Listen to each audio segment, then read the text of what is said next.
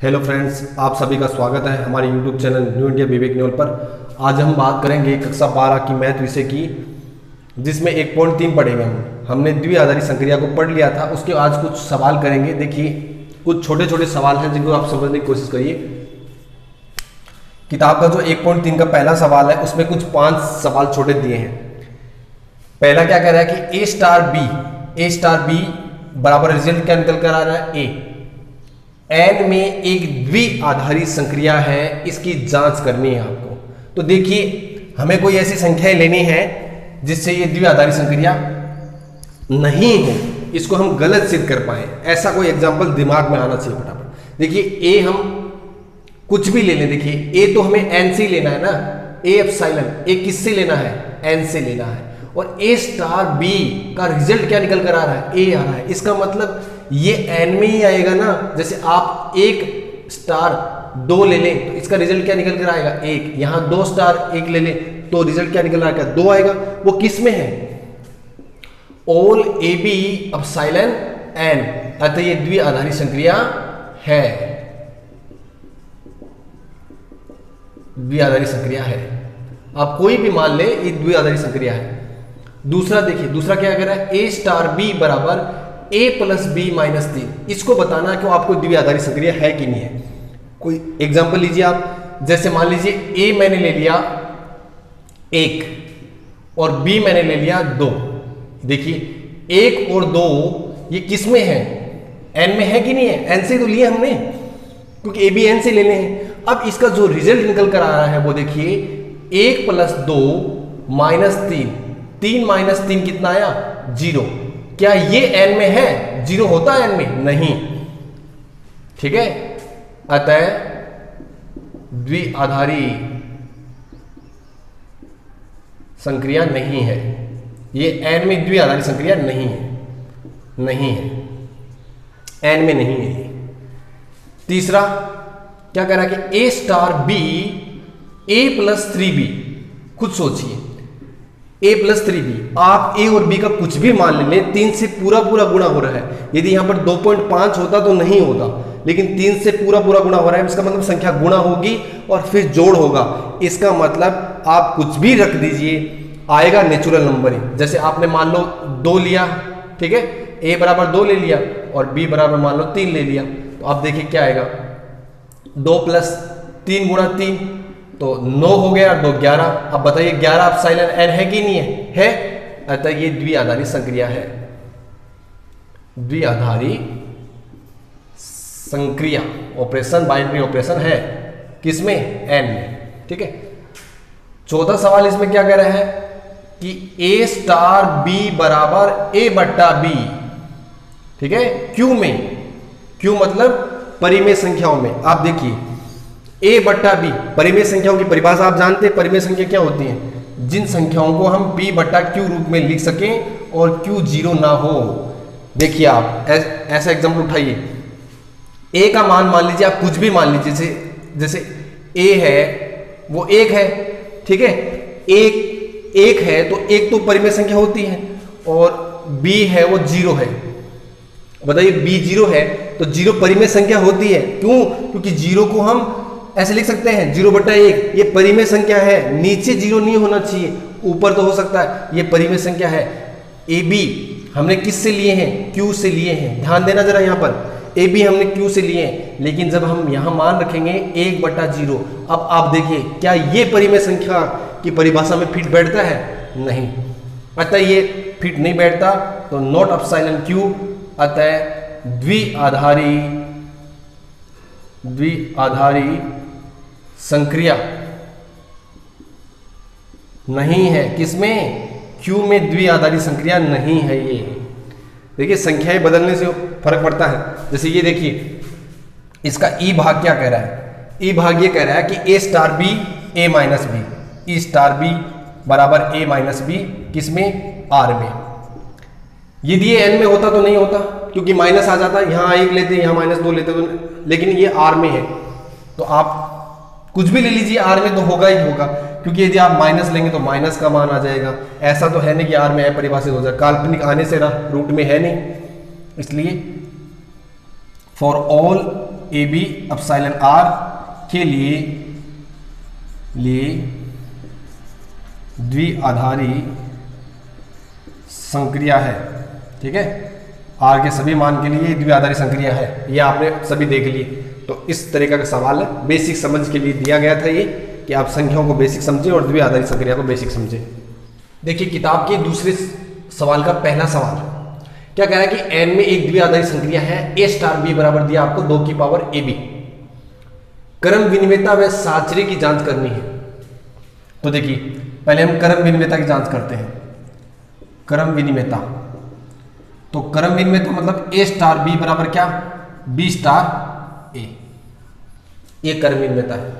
तो देखिए a star b बराबर क्या आएगा, 2 की पावर ab आएगा, और b स्टार a क्या आएगा, 2 की पावर ba।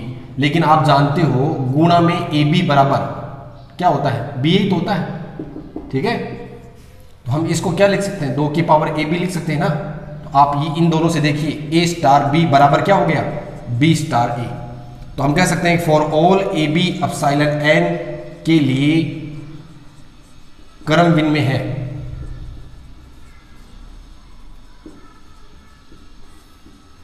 क्रम विनिमय नियम क्या होती है, पालना होती है सभी की।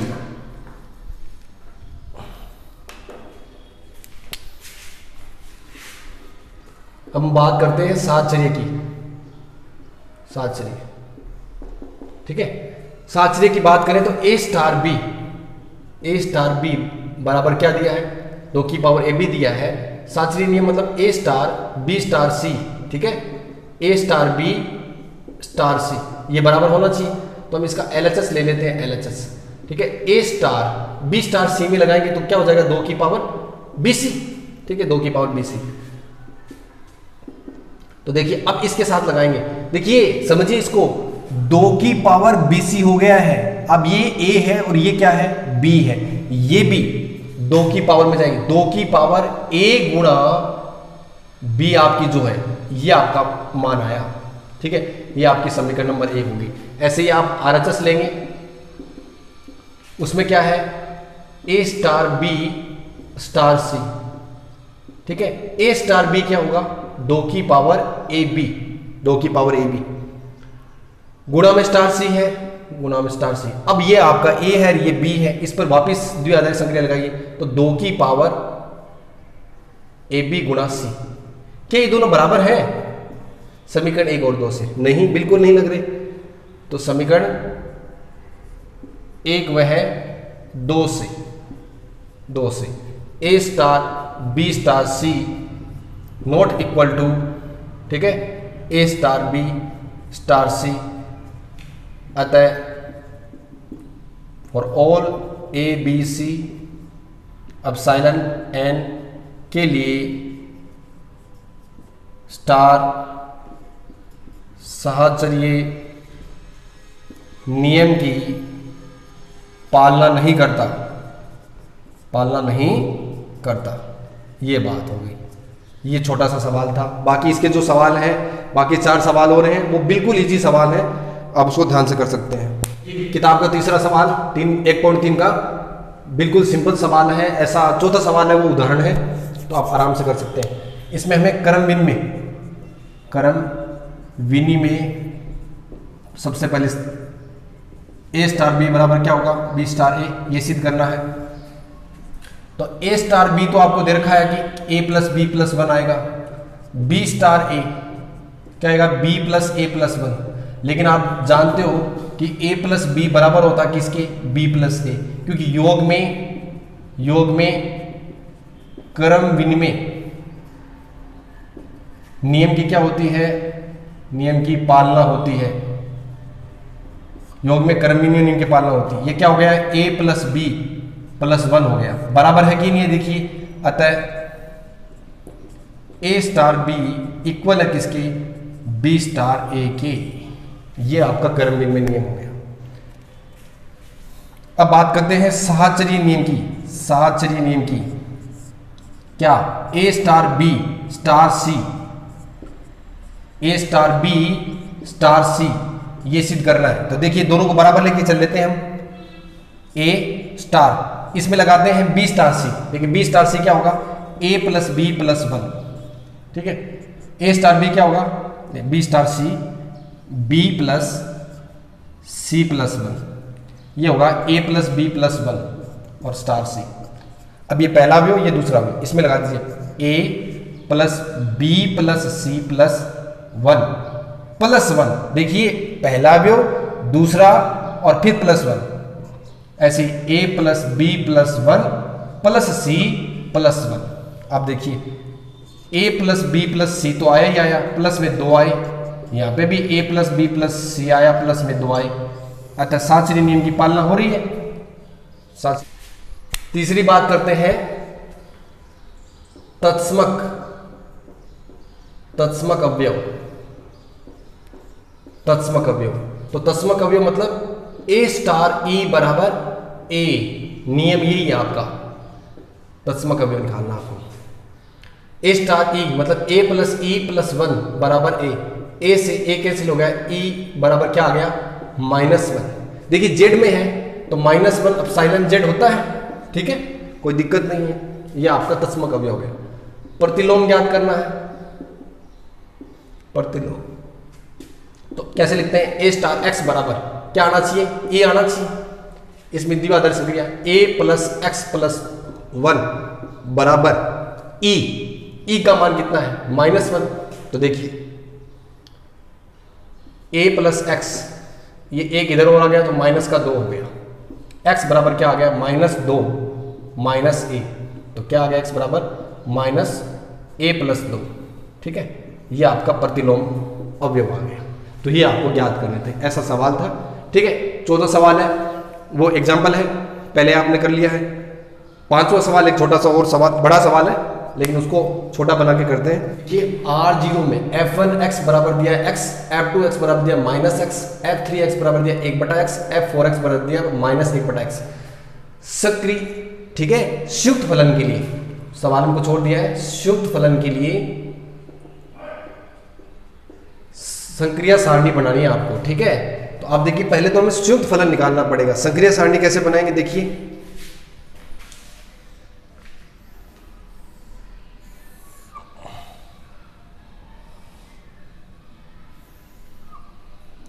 यहां संयुक्त फलन लिख देते हैं, संयुक्त फलन। यहां f1 चार फलन दिए आपके, f2 f3 और f4, ऐसे ही f1 f2 f3 और f4। f1 के साथ f1 ऐसे संयुक्त फलन की सारणी बनानी है। पहले हम संयुक्त फलन निकालते हैं, कुछ संयुक्त फलन आपको स्वयं निकालने हैं, जैसे f1o f1। देखिए सब r से r में है, परिभाषित है, कोई दिक्कत नहीं है। कैसे लिखेंगे, f1x, f1x है क्या, देखिए x है, f1x की वैल्यू क्या है x, तो क्या आ गया वापिस f1 आ गया। तो f1 का f1 के साथ संयुक्त फलन f1। ऐसे ही f1o f2, f1 f2x लिखेंगे। f2x की वैल्यू क्या है, देखिए माइनस x है, माइनस x, और फलन f1 में माइनस x रखेंगे तो क्या आएगा माइनस x ही आएगा। तो इसका मतलब ये क्या आ गया f2 आ गया, ये f2 आ गया। तो ये f3 आएगा और ये f4 आएगा। बाकी आप दोनों स्वयं निकाल लें। अब हम f2 के साथ निकालते हैं, f2 के साथ, ठीक है, f2 के साथ f1 निकाल लेते हैं। चलो पहले f1, तो क्या लिखेंगे f2 f1x, f1x की वैल्यू क्या है x, तो f2 में x रखेंगे तो क्या आएगा माइनस x, तो क्या आ जाएगा f2, तो यहां आएगा f2। अब f2 के साथ f2 लिखेंगे, देखिए f2 के साथ f2 लिखेंगे, f2x का वैल्यू क्या है माइनस x, फिर माइनस में रखेंगे तो प्लस x आ जाएगा, यहां आएगा f1।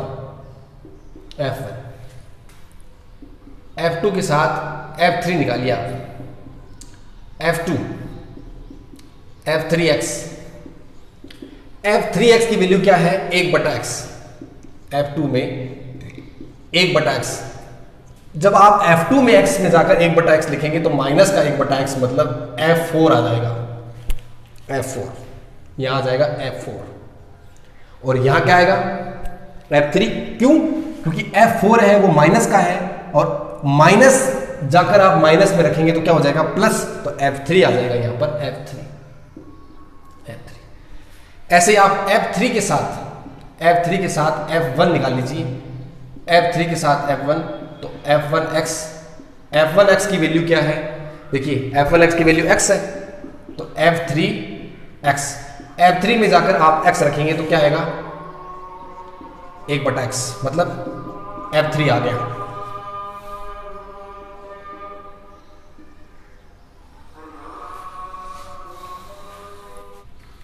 देखिए F3 के साथ यदि आप F2 निकालेंगे तो F2 रखेंगे, F2 की वैल्यू क्या है -x, ठीक है, यहाँ -x रखेंगे तो 1/-x मतलब F4 आएगा, यहाँ F4 आएगा, F4।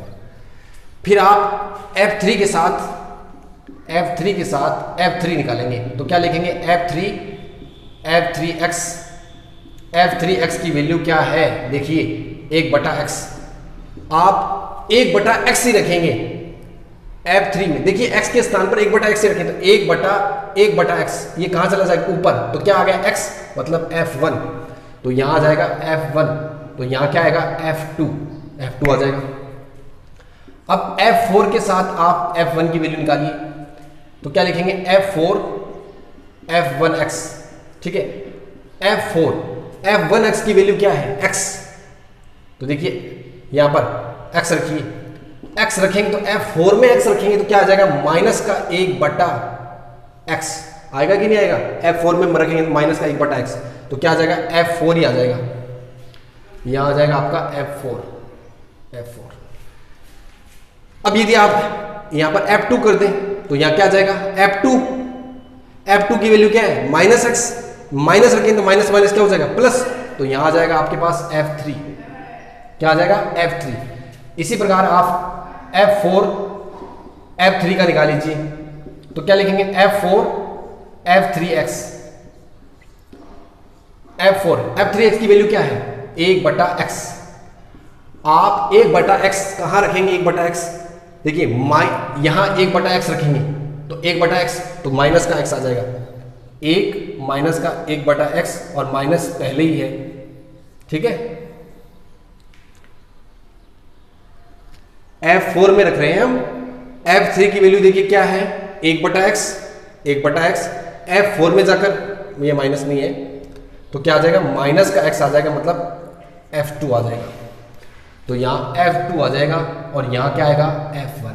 ये आपकी सत्यता सारणी, ठीक है, सत्यता सारणी बन गई है। इसके बाद आपको इसी सवाल में इन सभी के प्रतिलोम ज्ञात करने हैं। जैसे F1x का प्रतिलोम F1 खुद ही होगा, खुद चेंज कर लीजिए, y बराबर x तो x बराबर y।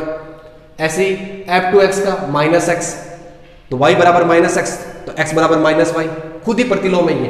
F1 का प्रतिलोम F1, F2 का F2, F3 का F3 और F4 का F4। प्रतिलोम निकालने के लिए क्या होना चाहिए F1 यदि आपका x आ रहा है तो प्रतिलोम होगा, ठीक है, तो ऐसे प्रतिलोम ज्ञात कर सकते हो। इसके अलावा इस सवाल में एक और चीज पूछा है तत्समक अवयव, तो तत्समक अवयव आप इसके साथ निकाल सकते हो, आसानी से आपको बताया हुआ है।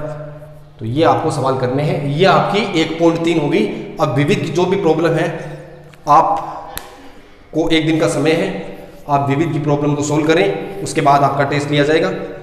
शायद शुक्रवार या शनिवार को आपका पहली प्रश्नावली का टेस्ट होगा। को हर तरीके से सवाल करवा दिए गए हैं बढ़िया तरीके से। फिर भी आपको कोई दिक्कत है किसी भी सवाल में, चाहे 1.1 हो, चाहे 1.2 हो, 1.3 हो, आपकी सभी तरह की जो प्रॉब्लम है उनका समाधान होगा और उचित समाधान होगा, बेहतर तरीके से समाधान होगा। लेकिन आपको काम करना पड़ेगा। अब समय ऐसा है कि मार्च 2021 में यदि परीक्षाएं होती हैं आपकी, वो तो लगभग है, क्योंकि शेड्यूल वापस करना ही पड़ेगा। तो आप देखिए आपके पास समय बहुत कम है। सिलेबस आप मान के चलिए जो परीक्षा में नहीं आता था उसी को परीक्षा से हटाया जाएगा। इसका मतलब ये मत समझिए कि आपके लिए सिलेबस कम कर दिया गया है। जो गैर जरूरी चीज़ें थी, जो पहले भी नहीं आती थी, उसको हटा देंगे। पढ़ना तो आपको उतना का उतना ही पड़ेगा, तो आप उसको इग्नोर कर दीजिए दिमाग से, क्योंकि आपको आगे की परीक्षाओं की तैयारी भी करनी है। इसलिए सिलेबस कम होने का या फिर कम होने के बाद आपके द्वारा छोड़ने का कोई सवाल पैदा नहीं होता। इसलिए आप बेहतर ये होगा आप अभी से तैयारी में लग जाए। हाँ, आपको कोई प्रॉब्लम हो उसका समाधान किया जाएगा। धन्यवाद।